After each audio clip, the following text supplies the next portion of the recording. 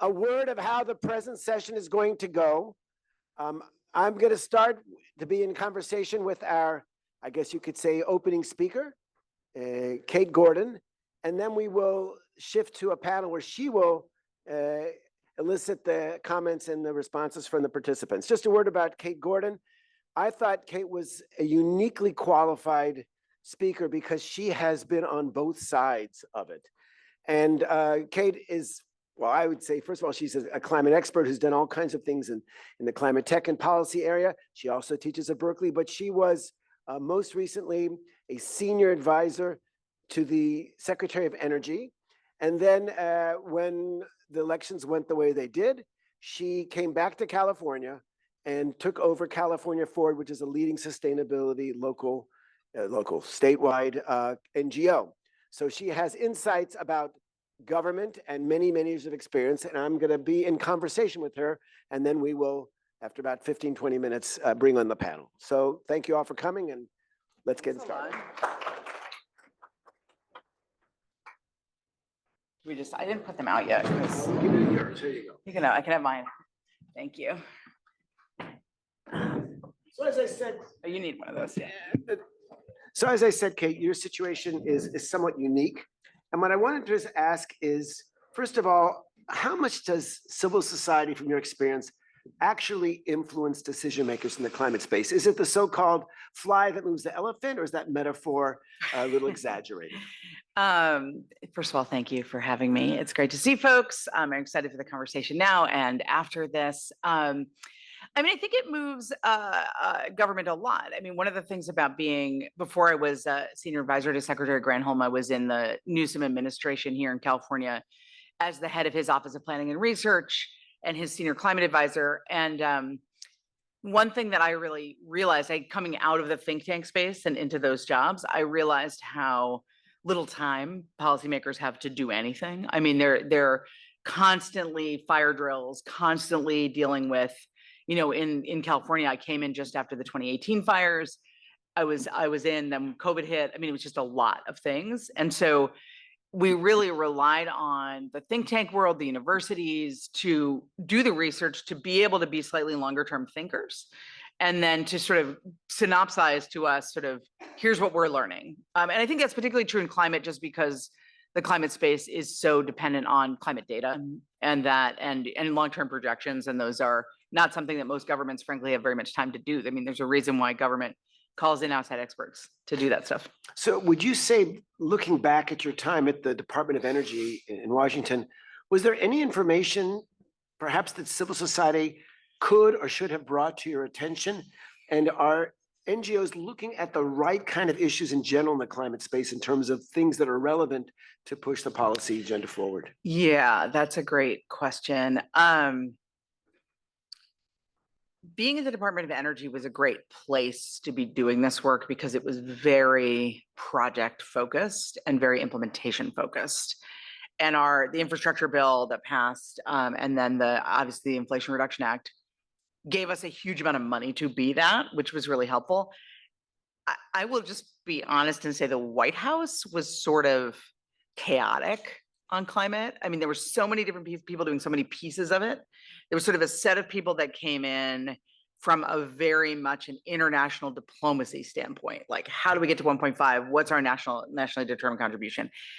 Emissions as the metric, right? And then a set of people that came in climate finance that were trying to figure out financial tools and incorporating climate risk into financial metrics. And then a set of people doing energy. And those people don't speak the same language as each other at all. And so it was incredibly chaotic. And I came out of it, and a lot of the work I'm doing now, I just don't think emissions is the right central metric for this work anymore. I mean, this is just sort of my radical statement, but we spent so many years doing regulation to get at climate, just regulating emissions and pricing avoided emissions and thinking about everything in terms of emissions as if carbon emissions are like local pollutants and they stay in an atmosphere locally. And the reality is that they don't, right? I mean, if you're in California and you're the Air Resources Board and you're regulating avoided emissions, then if I'm those people and I have a closed oil refinery that's no longer operational, and then I want to put a battery manufacturing plant on it, I'm actually increasing emissions in my model, right? Because I'm going from nothing to something. And that just makes no sense. I mean, I think we have to get to a more holistic approach, and one that is more relevant about how people are actually feeling. I think one of the things that happened with the election and is happening here in California is affordability is such a crisis for people, and people don't really want to hear that we're a global leader on emissions reduction. They want to hear, how are we going to provide enough electricity to meet all this growing demand in a way that is affordable to people? That is a different conversation. That's a economic development conversation. It's a local planning conversation. It's not really a global emissions conversation. And I just think we're in a new era, honestly. So if we're talking about It's a people long who don't, answer, but it's I okay. feel strongly about this.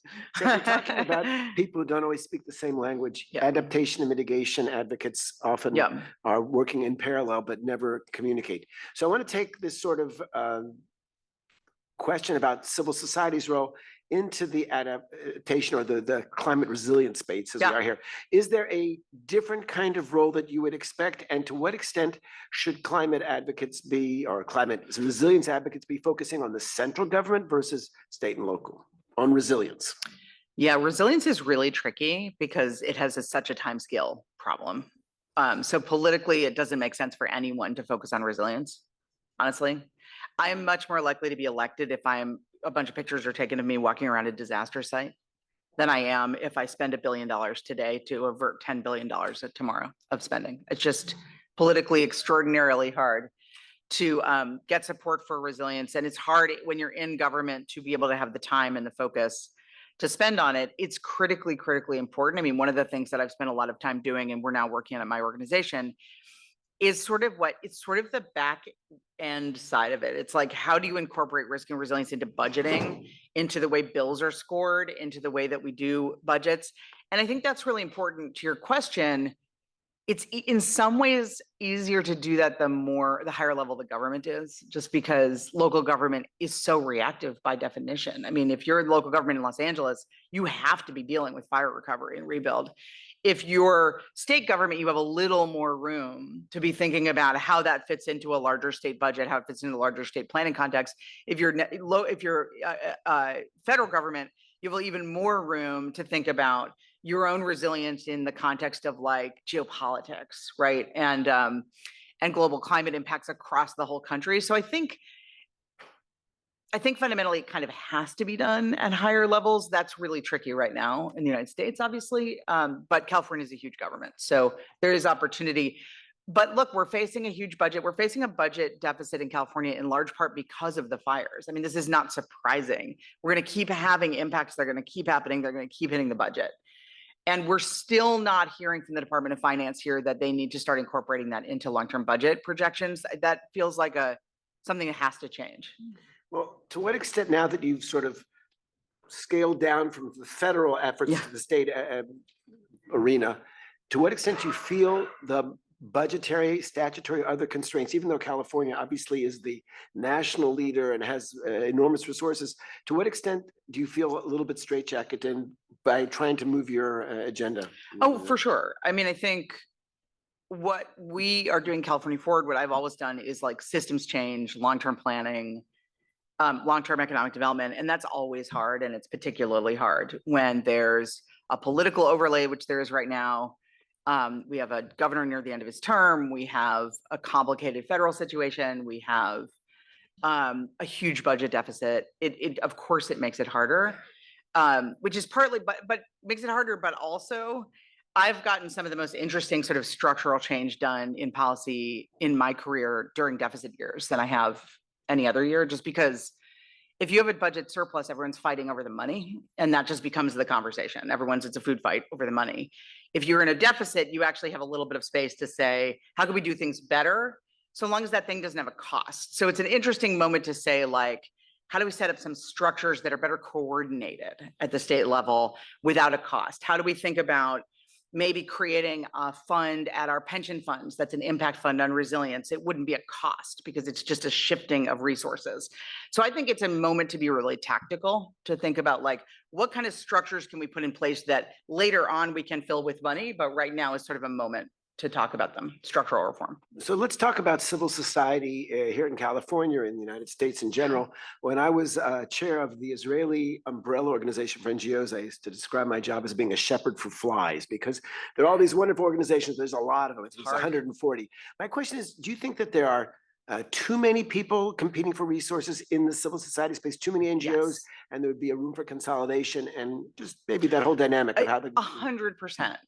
I mean, one of the challenges with the nonprofit sector here is that people just build on top of it. There's a real reluctance to ever sunset anything, right? So you're constantly building new. I mean, I can't tell you, 20 years ago, we started the Apollo Alliance, which was the first green jobs organization in the US.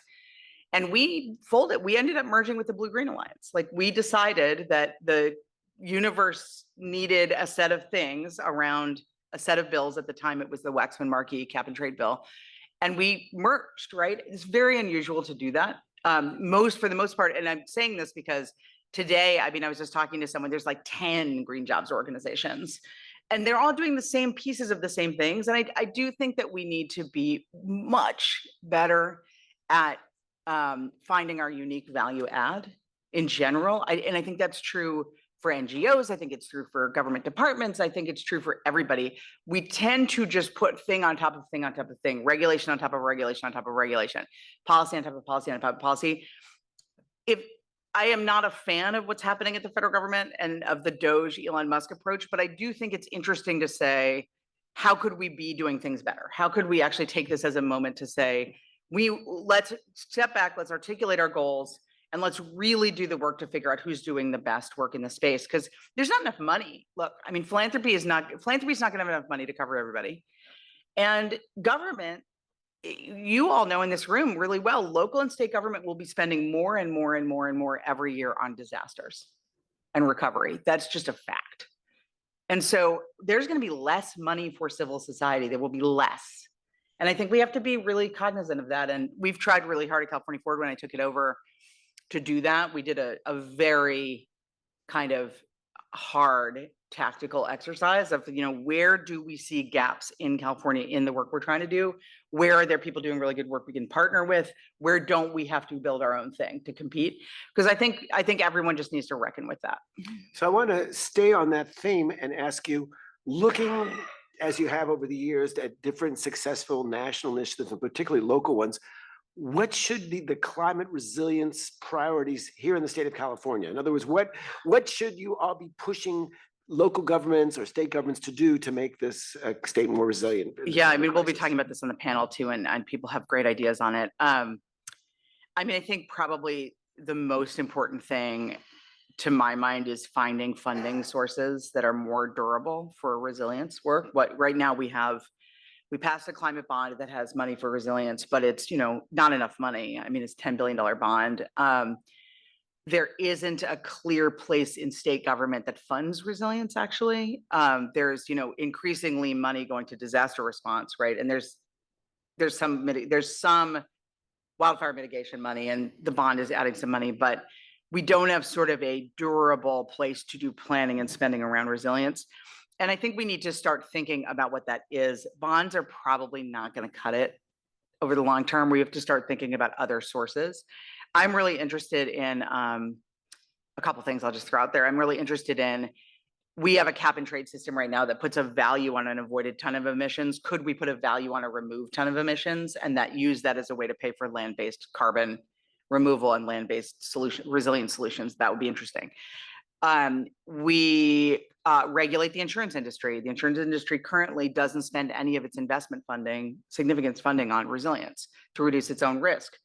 It's a regulated industry. What are our options to do something there, right? So I just think we need to be thinking very differently. And then frankly, like, as we're spending on infrastructure, as we're rebuilding Highway 1, as we're thinking about high-speed rail, as we're thinking about the Delta tunnels, these giant infrastructure projects, how are we building them to be resilient? How are we incorporating it into just general design and build? Because that's a way to send funding to this stuff without talking about it as a pot of money to be appropriated. So I think that stuff is really important. We just have to get it to be much more kind of bread and butter than it has been. Great. So my last question would be, because we're Yeah. trying very much, particularly as this conference starts to wind down, to spin things in a positive mode and give people a sense. So maybe you can think about a climate resilience initiative that you've seen over the years that worked, or an area we've seen some progress, or if we'd come 20 years ago, you say, you know, the cities really didn't have it, but actually they've nailed this. This is looking better, or at least we're on a right trajectory. Yeah. And do you have anything you can give us that might be a piece of good news? Yeah, I mean, I think, you know, and I know Michele and Jonathan will talk about this on the panel, but I think the way we do rebuilding is better than it was. I think we've learned a lot, and people are now starting to incorporate real change into rebuild, which was not, I mean, that is by no means where it should be, but we're getting there. We're starting to get there. We're starting to see in the US context, insurance companies start to show openness to thinking about resilience districts or resilience communities and negotiating rates at the community scale instead of the parcel scale. That's a huge improvement, actually, because it starts to get people thinking about kind of this place-based approach to resilience, which I think is really, really important in general. You know, it's in some ways that we've known. I did a project with Hank Paulson and Mike Bloomberg and Tom Steyer 10 years ago called the Risky Business Project, where we were articulating the economic impacts of climate to business and the financial system. And at the time, it was just not something people had thought about at all. But we started having all these conversations with, except for, I shouldn't say that, agriculture companies had thought about it, and some of the big companies that have real climate sensitivity. But we did all these conversations with businesses, and at the time they just weren't really thinking about it. They weren't really thinking about physical climate risk as a financial risk. That has changed. I mean, I think that's changed because of insurance. It's changed because of the bond market. It's changed because Larry Fink is out there from BlackRock talking about it. I mean, it just has changed. So I see movement, and it's movement that's outside the political process. I've seen very little movement in the political process. Just to be honest, I am not as optimistic on the politics side, but I am somewhat optimistic on the just core cost of doing business, risk mitigation side. So I think with this, I'm going to hand over the moderation responsibilities to yourself, and you can introduce your panel. Here, we're and I gonna will put give out them their name. Thank you. So give it up for a wonderful topic. Here, or no, I have 5 people, right? I'm gonna go up here. Do you want to just put them out along here? And I'll just be up here since there's 5 of them. Why don't you all come up and I'll do introductions once you're up here. Okay. We have a great panel of people coming up to the stage. So we're going to do about 40 minutes of conversation, and we're not doing big slide presentations. We're going to have a very active conversation, because that's what I like when I moderate panels. And the panelists are going to be great at keeping things fairly short. And then we are going to open this up to questions around 12 o'clock for about half an hour of questions. Does that work for everybody? All right. I have a great group of people up here. I'm going to just go in the order that I have them written down on my list, and they can just tell that you have their signs in front of you so you know who's who. So I have a great set of panelists from both Israel and United States, or both Tel Aviv and California. So Tammy Gannot, who's the Deputy Executive Director of Adam Teva Vadin, the Israeli Union for Environmental Defense, and has been doing climate policy in Israel for a very long time. Hello. Michele Hasson, going back to the States. Michele Hasson, Senior Director for Equity and Community Partnerships at the Environmental Health at the Natural Resources Defense Council, or NRDC's Los Angeles office. That is a very long title, Michele. Dr. Doreen Lustig, who's Associate Professor of Tel Aviv University's Buchmann Faculty of Law and works with the University Law Clinic in climate litigation against the government. So we're going to be talking a bit about litigation strategies on this panel. And then back again to the United States, Jonathan Parfrey down at the end, Executive Director of Climate Resolve. And I'll just full disclosure say we work very closely with Jonathan at California Forward.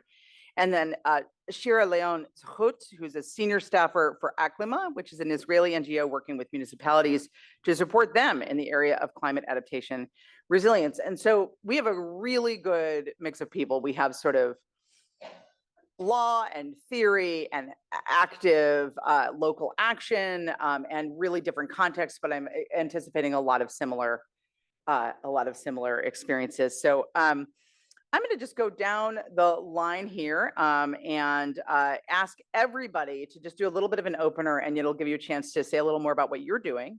So for everyone here, what is your role? And I'll start down at the end with Jonathan. What's your role in supporting civil society to build more climate resilience into the system in Tel Aviv, in Los Angeles, or broader? What are you doing to do that, and how are you supporting civil society? And Jonathan, I'll start with you.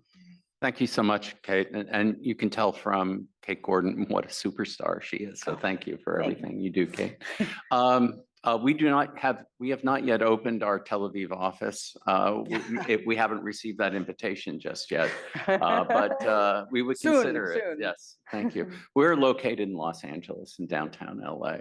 And to Alon's question about there being too many NGOs in the world and that there's a bunch of flies, we are a fly. However, there wasn't a climate resilience fly until we came along. And so I actually tried to get Environmental Defense Fund to adopt us as a program, as a project. I did the same with NRDC. I didn't get any takers. They thought they were listening to the Al Gore frame that you had to have an international treaty, you had to only work on mitigation. If you worked on adaptation or resilience, it was like you were selling out and you were not using your resources to best advantage. So at the time in 2010, I tried to have us do, and to be scrappy and to get along, we did fee for service work in our nonprofit organization, working with local governments, even sometimes, businesses. But in short, what we've tried to do is influence policy in Sacramento. A number of the laws that you saw reference, like SB 379, we teamed up to help make that happen. And we also, there's an extreme heat program that you may have heard of yesterday and today. It was a little bit of negotiating that we did in Sacramento that helped achieve that and get it across the finish line. So we do that grand policy work that ends up having great impacts locally, but we also believe that you have to do the work firsthand. You have to get involved. You have to get your fingernails dirty in doing projects. And so we've been doing projects all throughout Southern California on dealing with extreme heat. And I could get into the specifics later, but we think you need to do both. Thank you. I'm actually not going to go straight down the line. I've decided I'm going to stick with LA, Michele, and then I'm going to transition to Tel Aviv. So Michele, go ahead. And I'm ending with Doreen just to give you a preview of what I'm doing. Hi. So yeah, Michele Hasson. I manage our equity and community partnerships for the Environmental Health Department across the country and internationally for NRDC. So what does that mean? That means I look across our departments, like climate adaptation, air, water, health, you name it, to really think about how all of these different issue areas or these different big buckets within the environmental movement talk to each other and interact, right? So that when NRDC actually comes to a position, we have already internally gone through every in and out, right? If we're talking about hydrogen, we've really analyzed the air impacts, the water impacts, not just the GHG emissions. And in terms of how I support civil society and what we do, what I do mainly in my role is I support a lot of different partners from different types of movements, right? So I work with partners in the housing space, right? Like Enterprise Community Partners, they're a big housing organization, to a smaller tenants' rights group. And we really work with them, especially on things like resilience, because we've seen that community partners are really at the front line of resilience and adaptation. They are the ones that are bearing the burden of a lack of resilience infrastructure, right? They are the ones that really understand what it feels like, and they are the ones that really understand what doesn't work. So as you've said before, working with partners on the ground is critical, because that's how we can really leverage their expertise to understand how implementation actually looks. And so what we also do in terms of supporting civil society is we work in large coalitions, and we also create, state level legislation. At this time, we've been really looking at what we call like a climate super fund bill, right? So really trying to put the polluters at the center and have them pay for the damage they've done. And we're doing this in about 13 different states. Climate Superfund bills exist in New York, Vermont, and it's being litigated, right? Obviously, the fossil fuel industry doesn't like it, so we're litigating. And we tried to do it in California. Again, right now, everybody cares about affordability. They don't want to make gas more expensive. So the second you say, let's actually hold the fossil fuel industry responsible, the door gets closed. So that's a challenge right now. Yeah. And so I support civil society by, I think, looking at civil society as an ecosystem, looking holistically at the challenges that resilience propose, like the challenge of what resilience really is, and ensuring that all the right, like that we have a vibrant ecosystem, municipal government, housing experts, climate experts. These are, and also we're working with groups that really look at workforce development. So these are really important kind of voices that need to be in the conversation. And luckily, NRDC is a really big fly. We're probably one of the biggest environmental NGOs in this country. So we have the privilege of being well resourced. So we leverage our resources to help partners also. Thanks, Michele. I'm going to go all the way back down now to Shira at the local level in Tel Aviv. So Shira. Okay. And I'm just going to do first names. I hope that's okay with everybody. You okay with that? So All right. I work in Aclima. It's a nonprofit organization that promotes climate adaptation with among local authorities. And I really thank the panel in the morning because it just explained, I think, to everybody why we are necessary. The tools that are developed by the government, the knowledge that's being put out there, it's not always easy for the municipalities to take and to do something with it.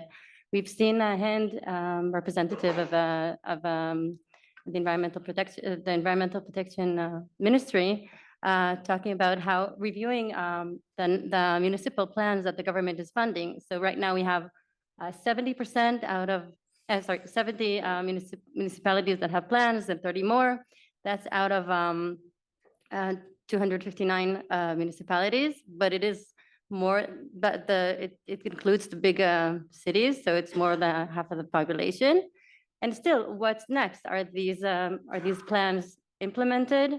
Do you feel safe living in these cities when something happens? I'm not sure you would, because one thing is recognizing the challenges, seeing the trends, the graphs, but then what can the municipality do? And there's still a really big gap in that place. So we, as a civil society organization, we serve as a knowledge center.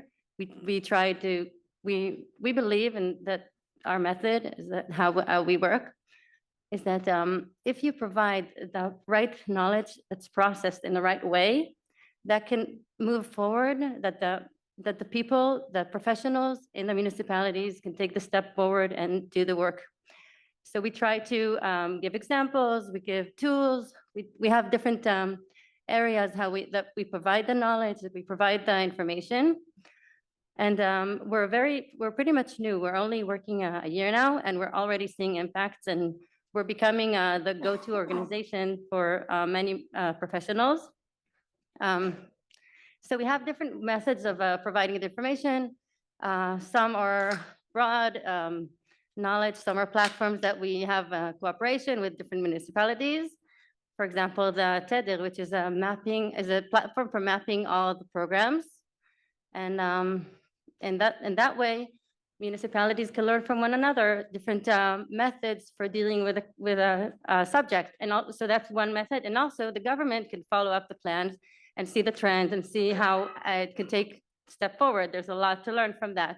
So that's one method. Another way, we have a cooperation with planning administration that provides guides for how to improve the planning for heat. And so we try to translate that into a way that really the planners and the people in the field can take and do something with it.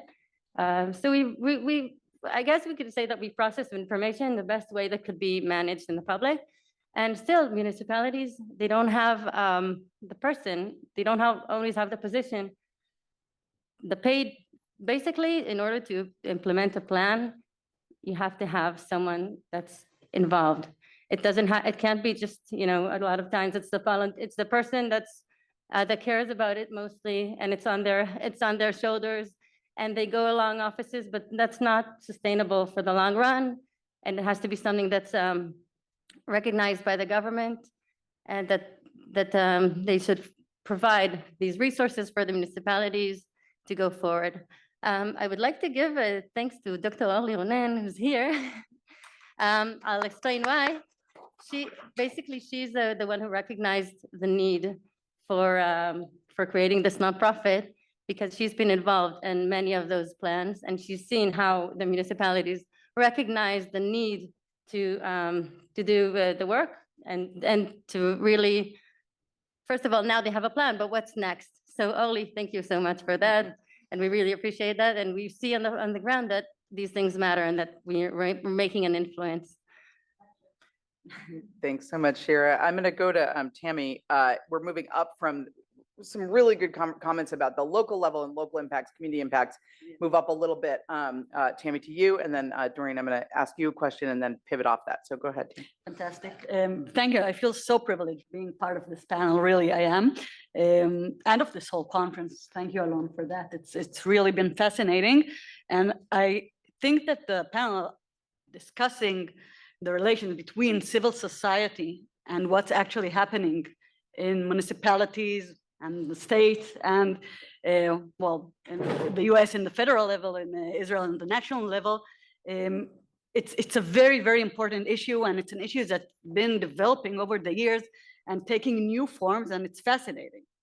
That said, I'm sorry, I didn't start from the beginning. I'm Tammy Gannot. I'm a lawyer. I work with Adam Teva V'Din, Israel Union for Environmental Defense, who was, and I told yesterday, I told Michele like a couple of minutes ago, really, that we were established about 30 years ago by someone you may have heard of, Alon Tal, in the lines of NRDC, to be sort of an Israeli version of the NRDC.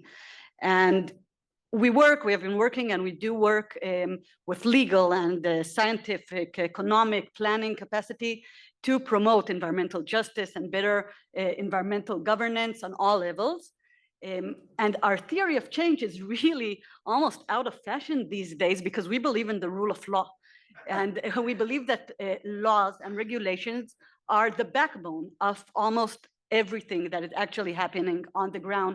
And in the context of this conference, our role is to build bridges between what we see on the local and communal, municipal level, the needs, the implementations, the challenges, and between the national framework and three essential frameworks. One is the legal one, and I'll be happy to elaborate on that later, but Israel does not have a framework climate law, and not having that legal framework is a huge burden on anyone who wants to actually build resilience, build climate resilience on all levels.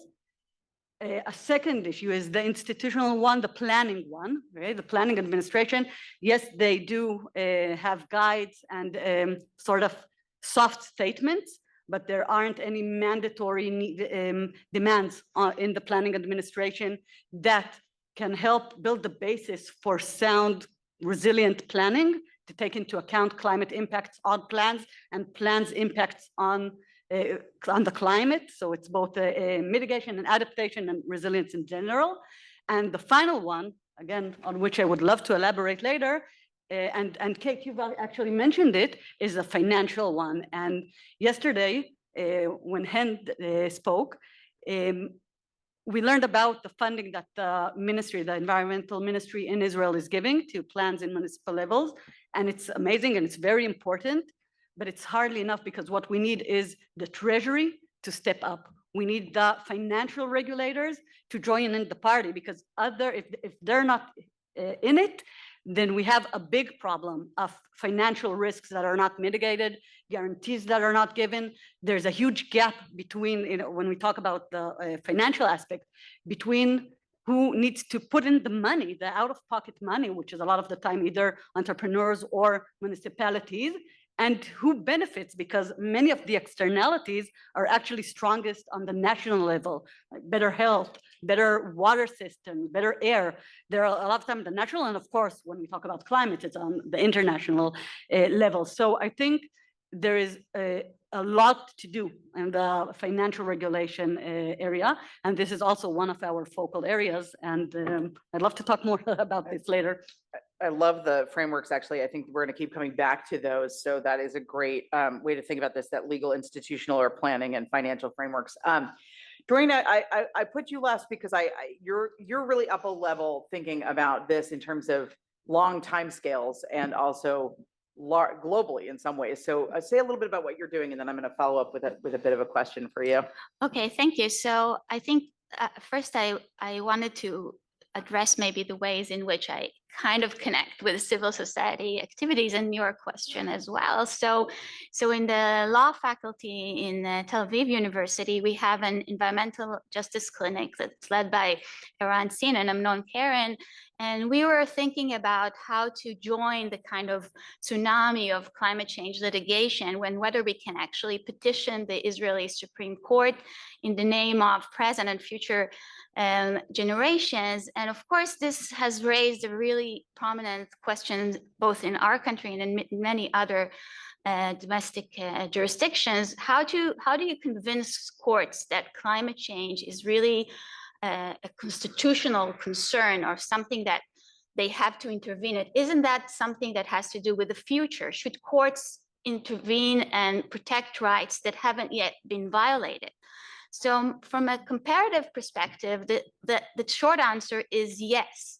Courts in different jurisdictions around the world developed this kind of forward-looking rights approach in the context of climate change. And here in the US, it's mostly the decision in Hell v. Montana that exemplifies this logic quite vividly. In that case, we had 16 young people who were the first plaintiffs in the US to base an argument on the constitutional right to a clean and healthful environment. And the court asserted that it's not only that it is for Montana's children and future generation, it's that they have a right not only to be reactive, but also to take action in order for the children to be free of the occurrence of climate change in the first place. So we see this kind of line of argument both here and elsewhere around the world, where the basis of rights. But we also see another kind of really interesting development where the idea of the present as tyrannical, the tyranny of the present. So we used to think about the tyranny of the majority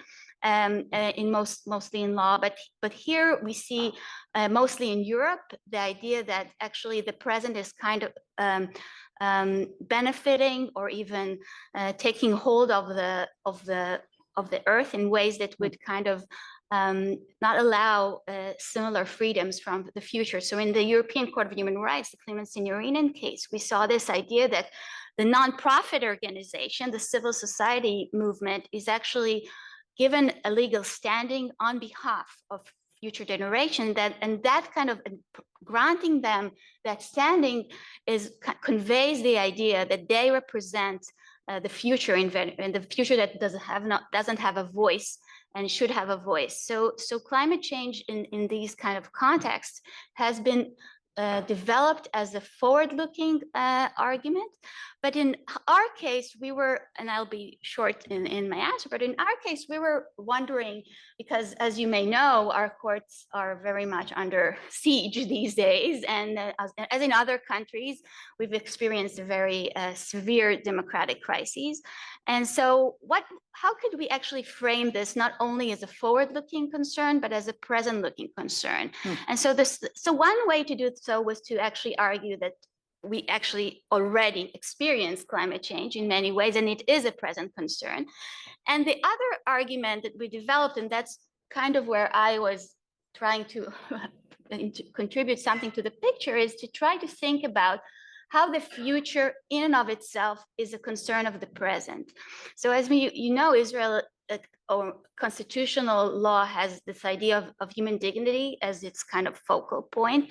And the idea was that to argue, and that's what we argued, is that not planning ahead, not to invest in the future, not to adapt to global warming undermines really the capacity of the present generation to aspire for a better future, to make plans, to author their lives, to have, it really strips individuals of the ability to invest in meaningful life projects. And as other scholars have shown, this really has a much more dire impact on vulnerable communities. So there's a lot of work done on the ways in which people that are experiencing hardships really lack the meta skills of shaping their own futures. So this kind of idea of not mitigating and not adapting is not really about the future in and of itself, but it's about us not having the ability to aspire, to plan, to think, and to have to author our own lives. And now we have to hope that the court may agree to take this argument. So much there. And I just listening to all of you, it's just striking me. There's so many time scale and geography scale things that are coming up, right? So there's like this sort of global climate challenge where the impacts are being felt extremely locally, right?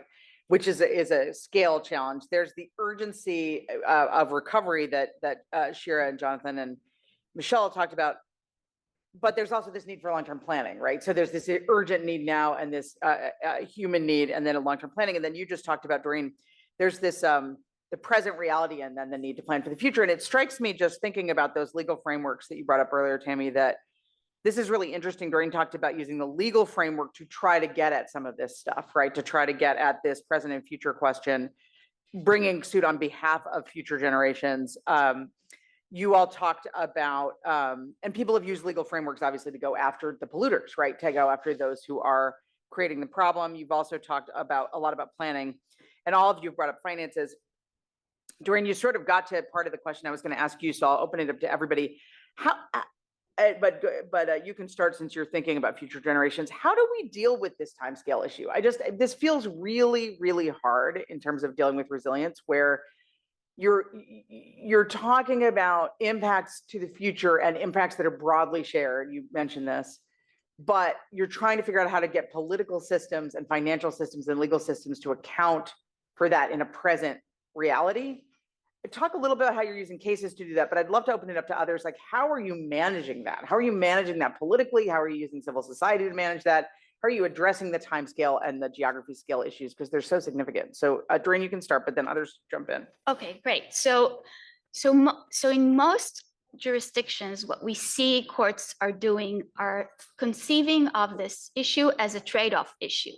Either you protect the present or defer to the present to think for itself how they want to govern and whether they want to plan ahead, or you protect the future. So some courts and policymakers have, especially here in the United States, we see this framing very evident. So in the case of Juliana, for instance, versus the United States, where you had 21 young plaintiffs accusing the US government of violating their constitutional rights, there the Ninth Circuit's said, well, we're not going to intervene.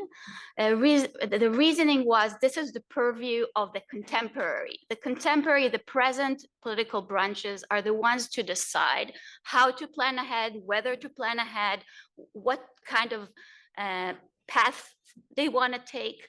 And we see similar jurisdictions do the same thing, kind of the reluctance of courts to override the political discretion. But we also see in countries, including the Netherlands, Ireland, France, Germany, and decisions like the European Court of Human Rights, we see the judges moved in the opposite direction. They have this kind of idea of embracing future protections. So they frame this as they kind of want to limit the political discretion of contemporary governments, telling them, for instance, the Dutch Supreme Court held that climate legislation that falls short in meeting the Paris Agreement's obligation violates the human rights to life and family under the European Convention on Human Rights, or the Neubayer Convention. And I'll quote for just a minute. Yeah. So it says, one generations must not be allowed to consume large portions of the CO2 budgets while bearing a relatively minor share of the reduction effort. If this would involve leaving subsequent generations with a drastic rejection burden and expose their lives to atmosphere the comprehensive losses of freedom. So we see that the intergenerational challenge that once seemed really impossible to overcome has been addressed in both climate legislation and in climate litigation, and Save the Planet has become in many ways Save the Futures. But what we lose in this kind of juxtaposition of either we have the present or we have the future, this kind of trade-off idea is all that comes in between. So Right. all these important policies of adaptations and just transition and climate jurisprudence just has too often adopted this kind of, even when they do protect the future, they have this kind of differential posture, assuming that democratic institution would be what you do whatever it takes, would overcome structural political asymmetries and allocate the costs equitably. And ultimately, this is also this kind of not only risks really severe distributive concerns, but also backlash of Yeah. those who would bear the cost. I mean, let's talk about this for a second, because I think I was going to bring up Juliana also. I think that's so interesting that the court was like, this is the political branch's job to deal with these impacts and these issues because they're present issues. You know, going back to really local, I mean, Jonathan, Michele, Shira, are you seeing that happen? I mean, so the courts can say that's somebody else's job or this should be happening over here. But the reality on the ground that you all are dealing with is like, there is a response happening to the LA fires right now. It is super political and super local. Jonathan, you want to talk a little bit about, are you seeing any attention? I will get Is to the that. civil society bringing attention to the future issues? Who is making sure that this isn't just like rebuild as quickly as possible the same way we did before? So I actually don't think policymakers have grasped the concept of climate inertia. Yeah. I don't think they know it. We have a very prestigious VIP in the audience, Dr. Fred Lipschultz. I'm sorry to embarrass you, but Fred is one of the lead authors of the past US climate assessments. And the concept of climate inertia is, simply put, the stuff we're putting in the air today will express itself in extreme weather sometime 25 to 30 years from now. And so there is this backlog that is coming almost regardless of what we do today, we are going to experience these impacts. So that sense of what we do has that future impact. I just don't think policymakers grasp that connection. They think it's like turning off a spigot and then everything will be fine when it comes to climate. And Right. so maybe this is something for a future generation to deal with. They don't grasp the science, which I think is one of the lead problems. Jonathan, just really quickly on that, do you think that's partly because the frameworks we continue to use are like X% by Y date? So it implies that like in 2045, magically, things either turn off or they turn on, right? I so agree with the comment you made earlier that we have this emissions-based analysis, Yeah. when that is actually not the real scientific factor undergirding climate change. It's the absorption of extra energy on Earth. It's the energy imbalance that the Earth is experiencing that is triggering climate change. Emissions are indeed part of it. Right. So part of it is a chemistry problem, but it's also a physics problem. And we just don't recognize that well enough, in my opinion. But moving on, Fred, you could probably go on for hours on this topic. But there was a bumper sticker that was very popular in the United States about 10, 20 years ago. And it was usually on the back of a recreational vehicle, an RV. And this is what it said: "I'm spending my children's inheritance." Am I right? Yeah. Right. I mean, but this is exactly the situation that is happening right now. On that question of futurelessness, I used to work on questions of nuclear war in my younger years, and there was a wonderful scientist out of Harvard by the name of Robert J. Lifton, who focused in on futurelessness. I feel that I so agree with the area that you're investigating. I think we need to make a greater connection in the communication sphere so that people understand what I think young people are experiencing today. But when it comes to the recent fires in Los Angeles, to get to your question, I don't know if it was brought up yesterday. Apologies, I wasn't here. It was devastating for us, for all of us in the area. There's a word that some people know, some people don't. It's called solastalgia. And if you don't know it, please look it up. The solastalgia is that sense of loss, of connection to nature, not because you can't go to it, but because it's gone. Because it's gone. And that's what all of us in Los Angeles felt. Wasn't that we were necessarily personally impacted. Maybe our home didn't burn down, or a friend of ours or a family member's home didn't burn down, and all of those questions to that. Yes, that experience was felt by my family. But even for those that were untouched, there was a sense of deep loss that pervaded Los Angeles. And I only think it's slightly abating very, very recently. And I think part of it is that recognition that these impacts are coming home and they're going to be deeply felt by all of us. But there's a sense of futurelessness, the sense of we don't know if what we can do is effective. And I think that's the role of civil society organizations, is to put forward strategies, ideas, and a sense of hope that if you take action, there could be a better outcome. I think, again, maybe this is on the emissions question that you were wrestling with. It's almost as if it's a zero-sum thing. Either we curb all the emissions or else we're doomed. Right. So that takes away individuals' agency. What can I do to make a difference? And when it comes to resilience and adaptation, there are things that you can do. Even better still, when those efforts are married to mitigation and reducing the problem. And there are things that we can do that make life better at a local level, that reduce GHG, that improve the Earth's energy surfeit that we currently have. And there are strategies that we should employ that give people a sense that they're part of the solution. We haven't done a very good job of that thus far. Thanks, Jonathan. That was a great set of things. And I wanted, I'm going to go to Shira and Michele on this, and then I'm coming back to you, Tammy. Shira and Michele, just thinking for a second about this question. How do you overcome that inertia, especially at the local level, when you're dealing with like real on the ground impacts? You're dealing with the sense of hopelessness. You're dealing with that in the moment despair, and frankly, the political reality of that moment. How does civil society overcome inertia? And I'll ask you guys to be a little short, just because we started a little late, and I want to make sure we get to everybody. Go ahead, Chair. Okay.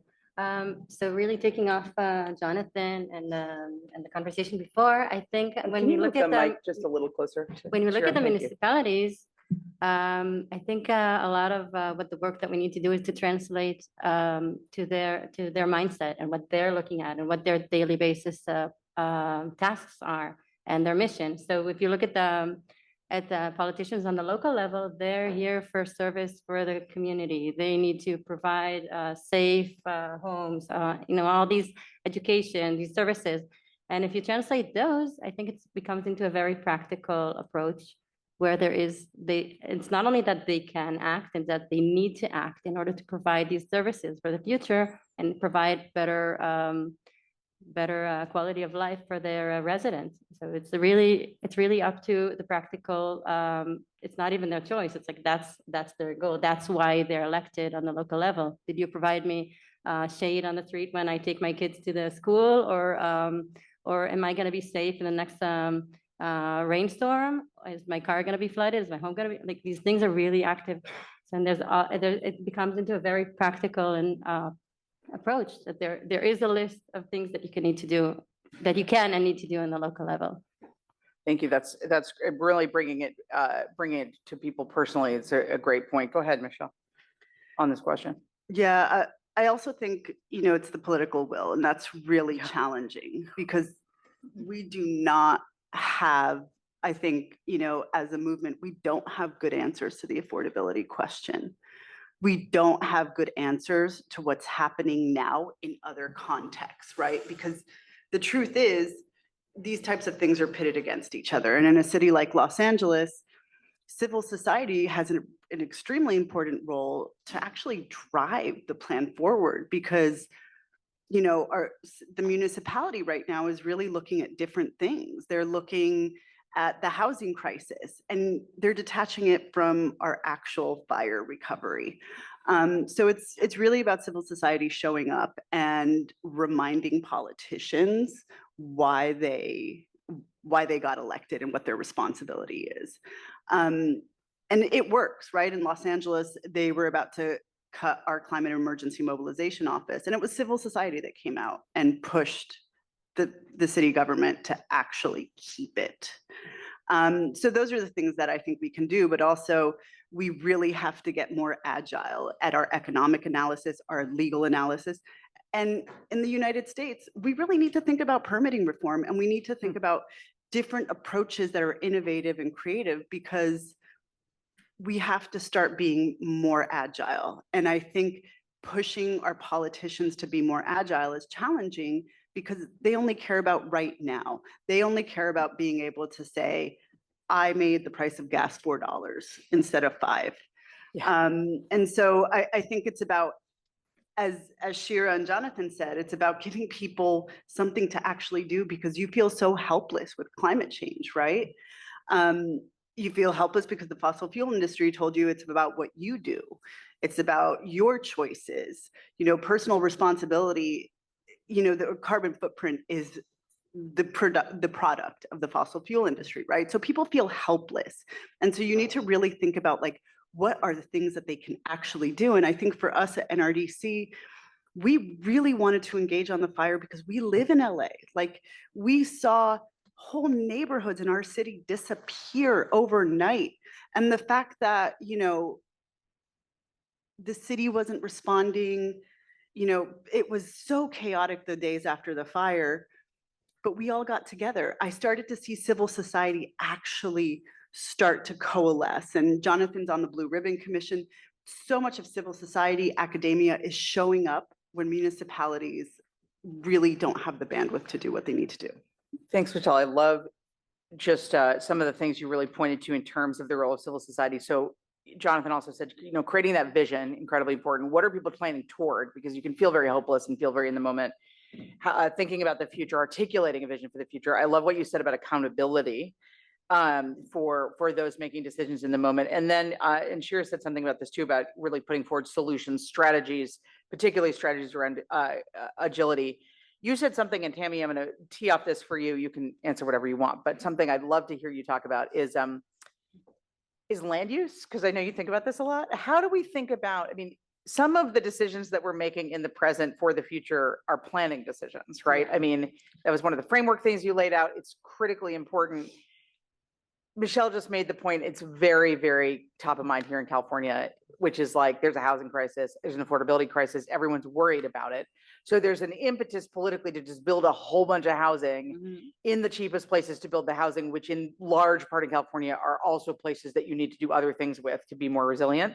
How do you deal with this, like building now for multi-decadal future things? How do you get people focused on that? What's the role of civil society there? What are you doing in that space? Okay, thanks. And just a quick something about the previous question, because on bridging the time gap that we're dealing with, because I think it's really, really important. And to quote a US Senator in Sharm, the COP25, I think it was, and I don't remember his name, I'm sorry, but he said, in 2050, I'm gonna run the marathon, but today I'm gonna sit back and eat some donuts.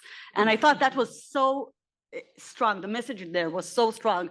It's so easy to procrastinate when we're not feeling it. But the thing is, unfortunately, that we've been procrastinating for so long that we're feeling it. It's no longer just an issue of the future. We are feeling it. We are feeling more heat waves. We are feeling stronger, more violent fires, and we're feeling more flooding. And we see it, we feel it. We already are starting to understand the impact. And in that sense, I think, well, it's very bad, but at least it did some of our work easier, because we're not just talking theory. We're actually talking about what's on the ground. And it also creates a stronger case for the double benefit when we work for shading now.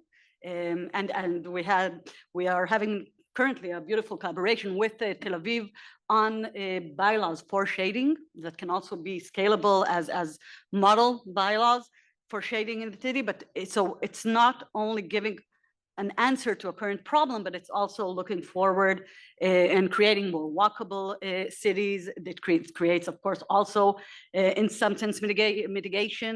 So I think it's really like looking at the now. We have to have this bifocal glasses on. We have to look at the now and at the future at the same time. And it's challenging, but I think we're up for the challenge. And it's on us to get everyone, the decision makers, on board for that. I will say also that, and before addressing what you actually asked, that there are two other things to keep in mind when we look on bridging the gap. One is we need to sometimes look backwards in order to look forward. And I think a very interesting way civil society and municipalities are trying to do it now is by bringing charges, filing lawsuits against fossil fuel companies to pay the costs of the damages that they have caused with years and decades of emitting greenhouse gas and acting against regulation against greenhouse gas emissions. So, and I recently the New York City lawsuit, I think, was dismissed, but there are other lawsuits currently going on, Honolulu, Oakland, right? Vermont. There are a few examples of that, and I think it's a very early stage development in law, really. But I think it has a lot of potential to change the whole risk management way of thinking. So I really hope actually some of that will go forward and will put a price tag on years on pollution. And I think once you look back and there's a price on pollution, you also look forward and you see that there will be price to pay. It's not theoretical. And Kate, you've mentioned it briefly, and I think it really is, you're on point. It's one of our greatest challenges is insurance, because actuary is exactly that. Yeah. It's understanding what's going to happen and planning towards it and already calculating it into today's investment. And if the insurance, both regulators and companies are not on board and do not find and develop the instruments needed, then we are in a huge problem. And now to the point, I'm sorry for for the pivot. Yes, planning, it's really in the name, right? I mean, planning, the whole idea of planning is looking into the future, and decisions that the planning administration, that entrepreneurs are making now, we're going to have to live with for decades. So in some cases, it's really easy to show the problem. For instance, we have a case right now on a hotel that they want to build like 70 centimeters from the water line in Israel, in Ashdod, which is a coastal city. And the thing is, it's not only problematic because it takes the coastal out of the public, and it's an access to environmental assets, etc. But it's problematic because they're going to have to deal with the damages and the flooding, and it's going to cost a lot of money if we don't take it into account. Now, that's the easy part, showing it in this place. I think the tougher part is making sure that all decisions take this into account. Again, both the impacts of plans on the climate, emissions, etc., or using resources that are being wound down, or and the impact that climate change will have on the plans that are being pushed forward. And I think, again, going back to our theory of change, I think there has to be a legal, mandatory requirement for climate impact assessment in plans, especially in big plans. It has to be part of the decision-making process, because a lot of the time, we're like in our own little bubble. Everybody knows, right? Climate change, and the emissions, and the problems, and they understand why we have to deal with it. And sometimes I'm astonished when I step out of the bubble before quickly turning it back into it, and I realize that the knowledge is not there. It's not even the science. It's the basic knowledge of how what we do is impacted and impacts climate change. And I think even something like that requires decision makers to have the knowledge, to take it into consideration, that makes this knowledge public, that people can look into it and understand, and then stand up and either go to court or take action in other ways that they can, media, public demonstrations, whatever instruments we have, I think that can be a real game changer, and it has to go in that way. Thanks so much. And you're talking to a lawyer when all the answers all come back to legal solutions, but I think it's really well taken. I gave a disclaimer. No, it's good. It's Started good. with it. I know that we want to leave a lot of time for questions from the room. So I am going to ask people to, I think, do we want to have a microphone go around? What's the best way to do this? Oh, there's one in the middle of the room. All right, please come to the microphone. Questions rather than statements, and One statement. and Very good direct panel. it to somebody if you can. More And statements folks like on the that. panel, there's a lot of you, there's a lot of them, so be short. Go ahead Hi, thank you. and tell Thank us who you. you are. Mitchell Schwartz, and I'm from Los Angeles. So this is a question exactly to the point here. What should we be doing for the longer term, for the 20, 30 years out in Los Angeles and Tel Aviv specifically? Because I was at the C-Panel Rise yesterday, discussion, and that seems to be the number one issue I would think in Tel Aviv, but I don't know. And we have a couple of people from LA, so, and Jonathan, your group works on it. What are the top things, the top 2 or 3 things we should be doing somewhat longer term in Tel Aviv and in Los Angeles? Let's Thank make you. it the top one, since that's a big question. You wanna do your top one, I'll do my top one. See if you can be fast. Oh, wow. Think about risk holistically instead of mitigating just one disaster at a time, and insurance, I had to say too. And Michele, just to push you and everybody on this, what is the tool you would use to do that? To do what? To think about it holistically? Oh, wow. If I had it, I wouldn't be here. Yeah, well, that's fair. That's fair. I mean, there's a variety of tools, right? And it's about ensuring that all the tools in the toolbox actually work. So, Yep. Jonathan. Yeah, and you heard beautifully from Matt Gonzer from LA County earlier about extreme heat and the threat of extreme heat. People may not realize this, but throughout Southern California, there are many tens of hundreds of thousands of homes that do not have air conditioning. And what are the ways that you can have people sleep well, safe inside those homes through passive means potentially is something that really is something our organization has championed and we think has to be part of the conversation. So it's protecting those people who are most vulnerable, who don't have the economic means to get into air conditioning full-time.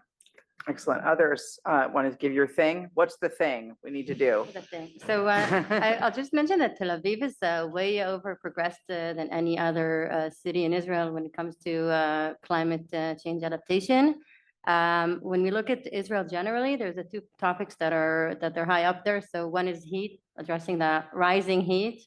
And that's something that our organization also took is interest to promote and to make sure that the municipalities are aware that there is a lot to do in that subject. And the other one is floods, but not specifically only the sea level rise, but rather from storms.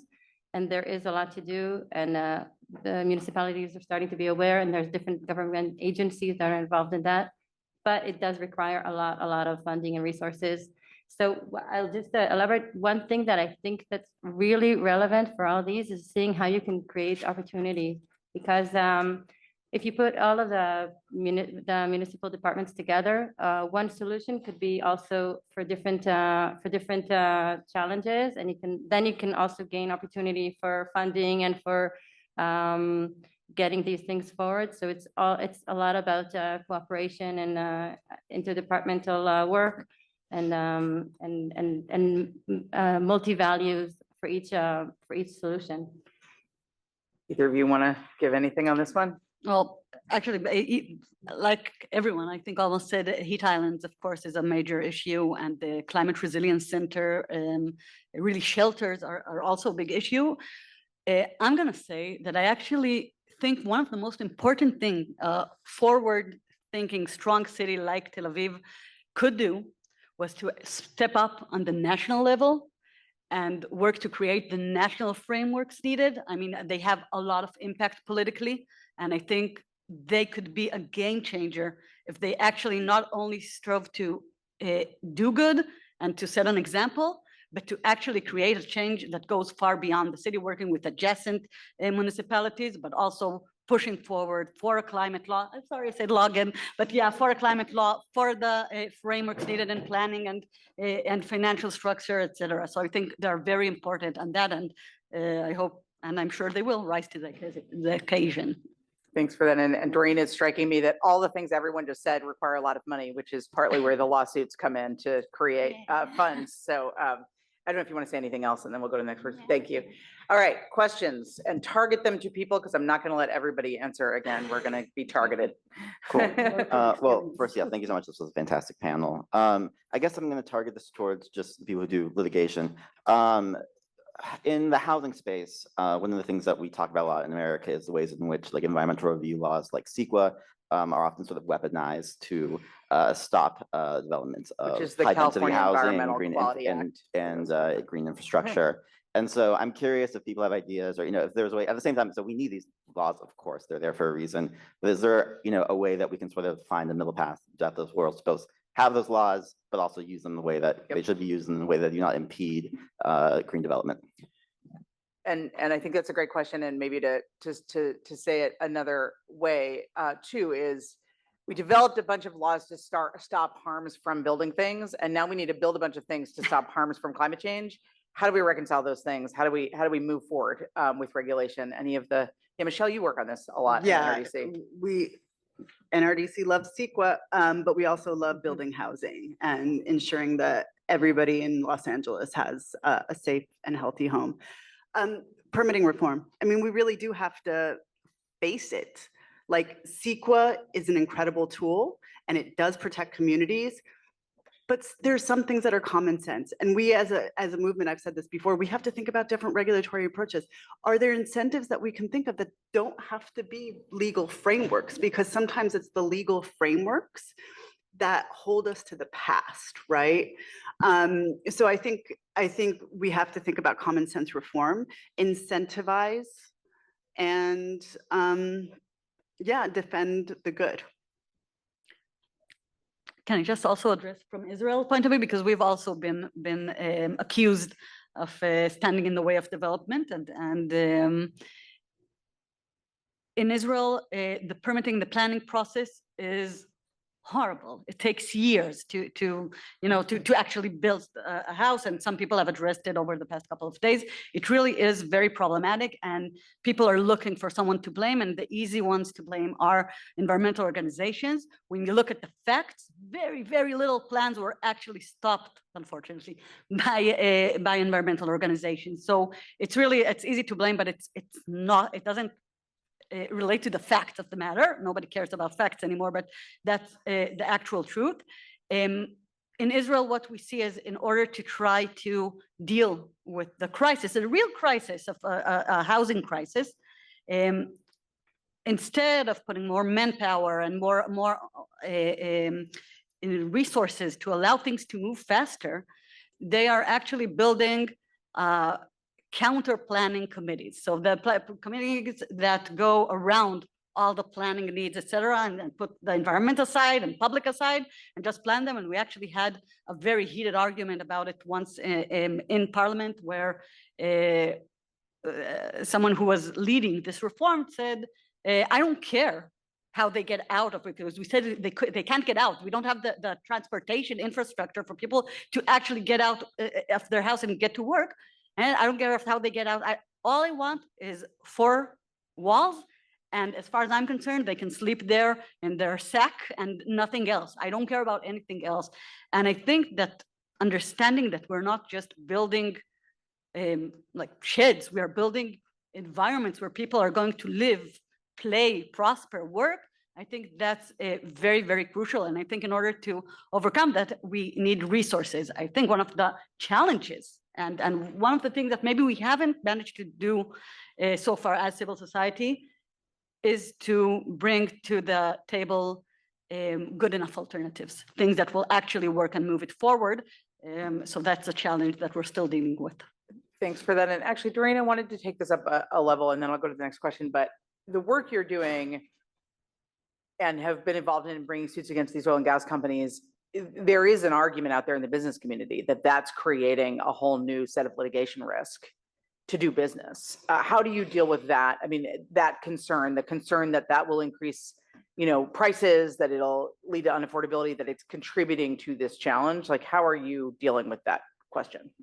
Yeah, well, I actually haven't been involved in this kind of litigation, so I think it's actually a very important framing issue, this litigation, because we have been accustomed to think about this as an issue that states are the ones who should hold most of its responsibility, and structurally speaking, and in terms of the amount of emissions and the actors that have been around, for some of them for a very, very long time, longer than some of the states have existed.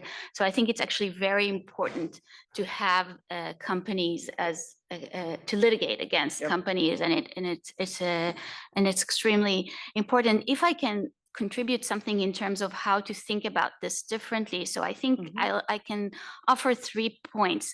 One is to focus on vulnerability. So instead of thinking about this as either future versus the present, I think it's important to think about vulnerabilities a long time. So who are the most vulnerable today?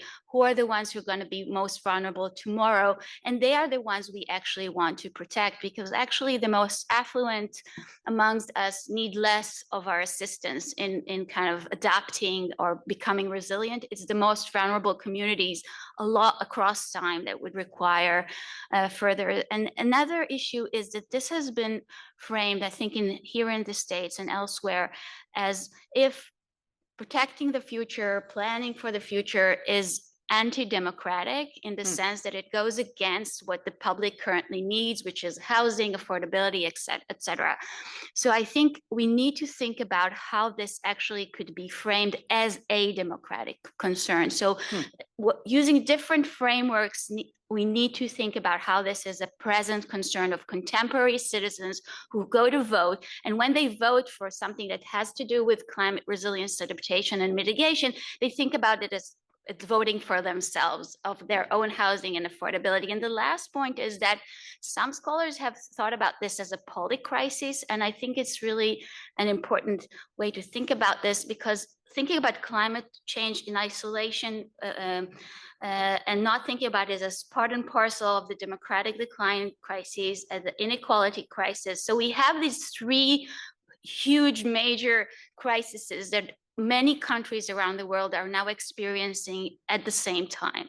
And we need to approach all these different factors at the same time and think about them together, rather than think about them separately, because then we were going to lose in favor of housing affordability, et cetera. No, it's a great point. And folks on this panel keep coming back to this need for holistic thinking, but also the need to really make these issues very present for people. And the messaging point, I think several of you raised. Thank you. Great question. Go ahead. Great. Hi, my name is Ethan McMahon. I live in Washington, D.C. Thanks so much, everyone. I have a question about framing things in terms of hope. So a lot of what we've been talking about is the impending disaster and how bad it can be. Bad, very bad, extremely bad. And that's who wants to invest in that, right? That stock is not going to rise. Right.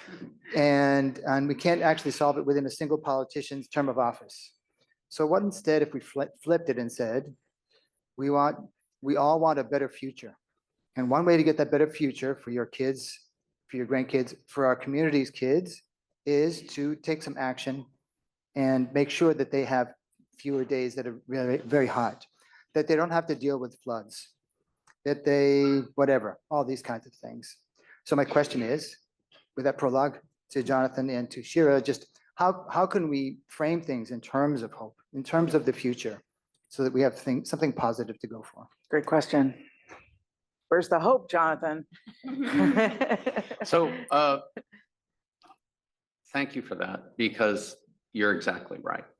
And people will not invest in things that are almost like you feel like it's doomed to fail. Why do it? And so people need to feel as if their efforts will yield some kind of positive result. So we've heard planting trees. I'm a huge fan of that we have to do that. That is, and sometimes it's a beautiful thing too. because it provides shade, it absorbs air pollution in Los Angeles, very important. And it's something that off frequently goes beyond a single generation. So it could be a symbol in that way. Very important. There's also getting to the solar reflective piece. In conjunction, there's a complementary strategy of solar reflection. If we keep sunlight in the short wave end of the spectrum, it bounces back into space for the most part. And because of that, it does give us a sense that if we put on a cool roof in our house, or we have a cool walls in our house, it not only keeps us cool, and you feel the result immediately because it works, you are also not only helping yourself locally, you're helping the bigger picture of sending that solar radiation into space. We have an initiative, we call it Shine On, you can look it up. We have Bill Nye the Science Guy just narrated a video for us. It's really a lot of fun. Cool. But that's something that you have some agency over that you can do. And a municipality can use this technology even more broadly. And there are studies that show that if you have solar reflective roofs and pavement, you reduce the air temperature by such a degree, it helps the trees grow. It can be seen as complementary. So I just wanted to share that there are strategies that you can employ that have these multiple benefits. Thank you. Shira, go ahead. And then I'm gonna, just a warning, I'm gonna have everyone ask their questions collectively. So we hear all your questions after this one, and then we're gonna just answer. People will answer as they can. Go ahead, Shira. So I think the answer to creating hope is really empowerment, is really feeling a sense that you can do something about it, that it's in your hands to make change. And a lot of times we see that it's there's different organizations or options that it gets to the public. But on the local level, what can you do as a personal, as a you know, as a person, as a family? There's only much that you can do. But basically, I think that a lot of the work that needs to be is in the municipal level. That first of all, the municipal level, they need to know that there is something to do, and it's a lot about success stories. It's following and learning about different places that they have achieved something, and that you know that it's one thing led to another, the cascade of opportunity, or the cascade of amazing things that can happen after that, or you know. So that's something that then you can connect to it and see. Okay, you don't have to imagine on your own. You can really see that it could happen. I can and get myself involved in a project, and it could lead to better things.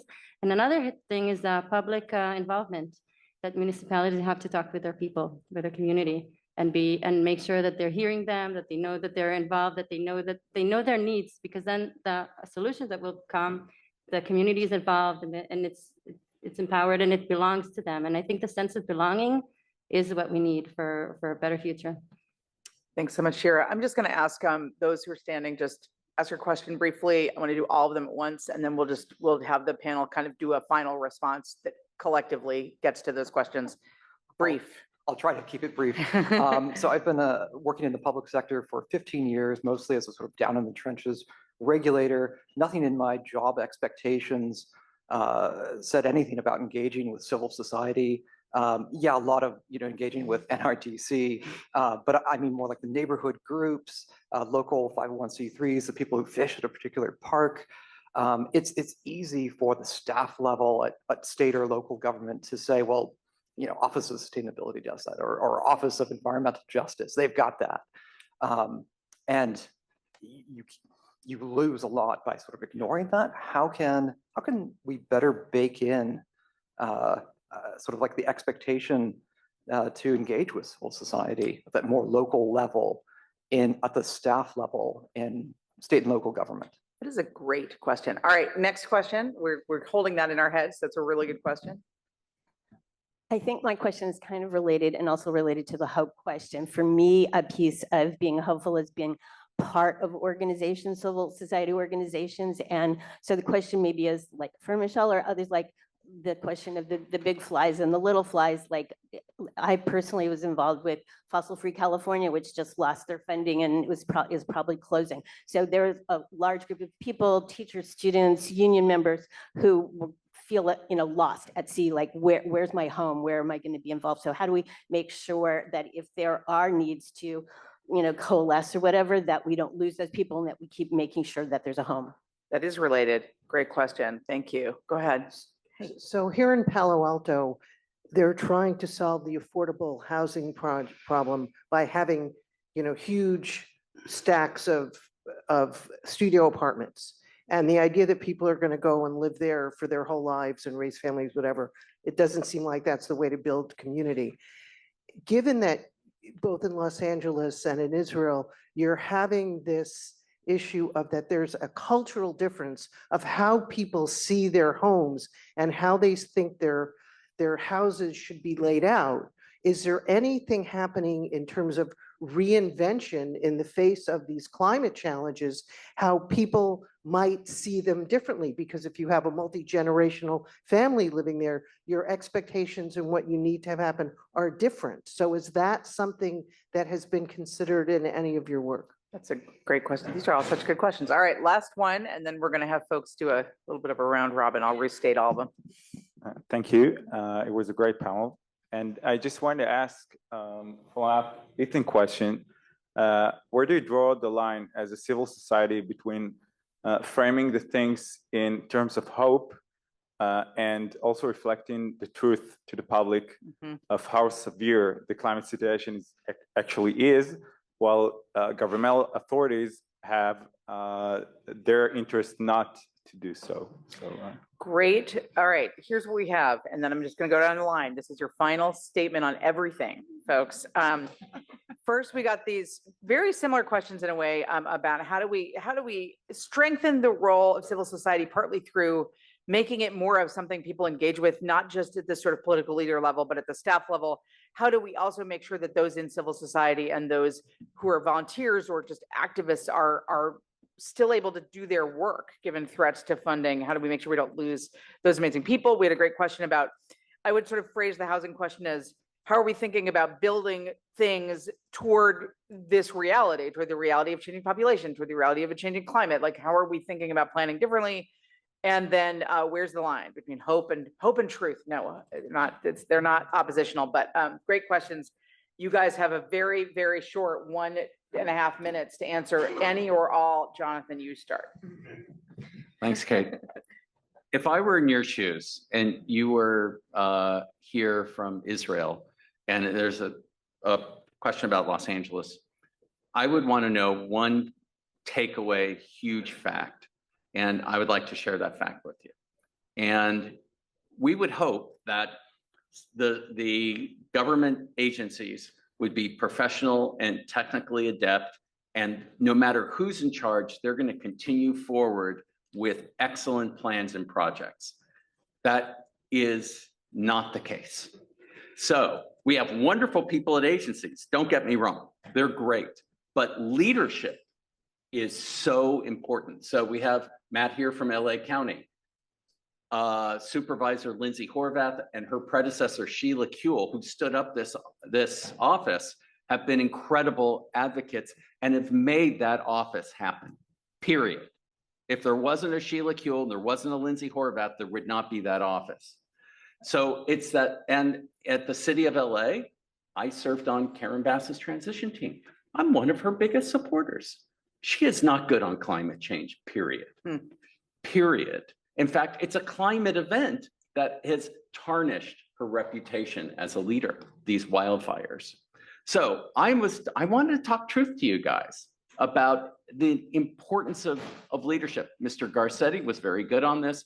Even better was Antonio Villaraigosa, believe it or not. 10 seconds, John. And so that is my conclusion. It takes leadership, and we have to make our own leaders. Organized labor has been making leaders in California all the time. And we try to appeal to the organized labor guys to pay attention to environmental stuff. Why don't we have environmental people who become those leaders? All right, leadership. Thank you for that. Great answer. All right, Shira. So I think at the end, we're talking about resilience, and it means to being able to, we know that there's disasters coming and there's always going to come, and always it's, it's more rain fell than whatever, or more, it was hotter than we expected, and that's going to happen. The question is how we come back from those. And Michele was tapping off before about the community rising after events that happening. And that's, I think, the answer. And if you look at housing, and if you look at how the future that we need to look at in the face of climate change, it's about community, and it's about how we connect between us and how we make the space that we can rely upon each other and make the social connections.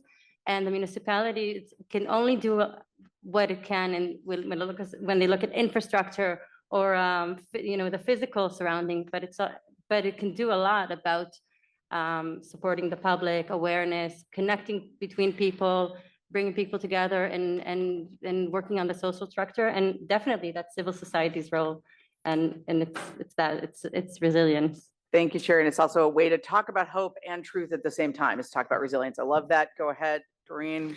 Okay, so truth. So I think it's a very elusive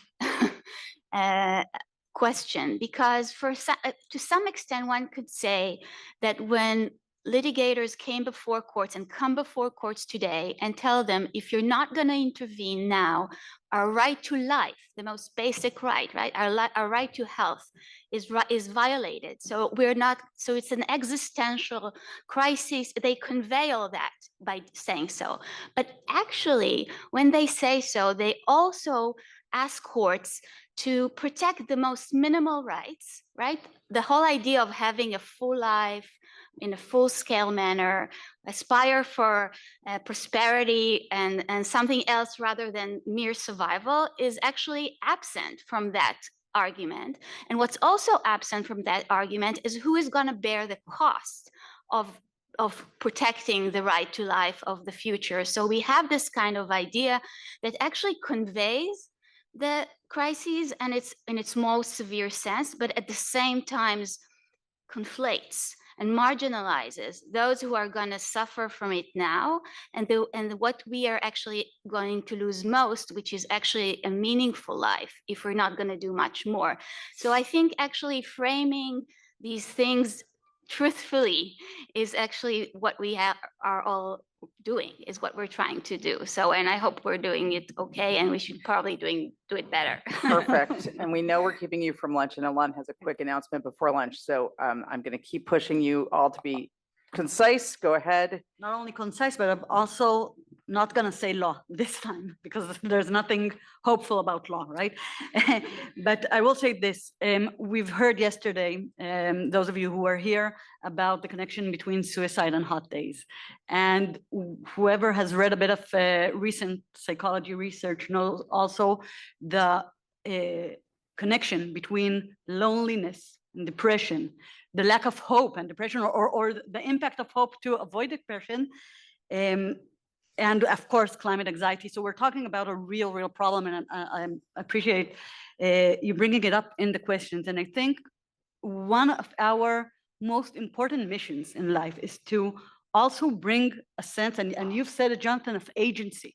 I mean, it's not just saying how awful it will be. Yes, it's where we have huge challenges. Yes, horrible things can happen, are happening, but we can do something about it. And not only that, but here is what you need to do. Here's the set of things you need to do, and take it away from the very important personal choices to a higher communal level, national level, to an activist level, because there are things you can do, and we can build a better future. And I think that is so powerful, and we need to keep it in mind all the time. Thank you so much, Tammy. Last word, Michele. Ooh, the pressure.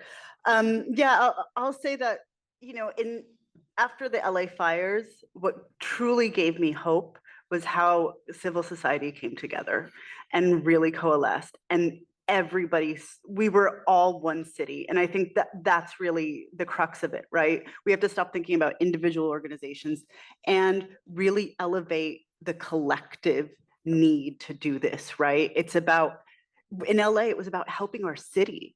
And it wasn't just about NRDC or Climate Resolve. It was about what we can all do together for LA. And that really helps bring in the smaller organizations, support them, so that, for example, we can lend our fundraising capacity to really help create that collective. That's a great answer. And the last thing, and I'll just say before we thank the panel, and to your question too, you have to reward people for doing the right thing, right? I mean, we have to build we have to build positive signals into governance so that people who are on staff at these agencies are, do what we do in the private sector. You get a bonus based on how engaged you are with civil society. You get actually rewarded. You get tenure partly based on how you engage with civil society, not just what kind of papers you write. We actually need to be changing the systems to build this stuff in, because otherwise there isn't any real impetus to change the current systems and the current silos. But I think what you've heard is a lot of great ideas about how to do that, how to build this into the system, how to build more holistic thinking, and how to keep hope going throughout. So thank you so much to the panel. Fantastic.